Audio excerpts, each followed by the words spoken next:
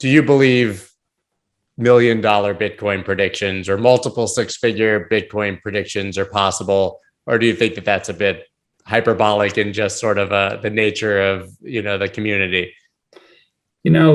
I have always been very reluctant to make price predictions, not only about crypto, but stocks, and any financial assets. But there are some realities that one needs to point out, which is that Bitcoin has grown, something like 250% a year since inception.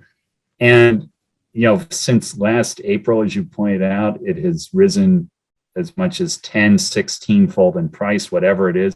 Yeah. But nothing can grow that quickly for very long. That the entire investable wealth in the world is something like $160 billion, which means if Bitcoin simply got 80 times bigger than it is today, it would be only Bitcoin. It would be the only thing that we had.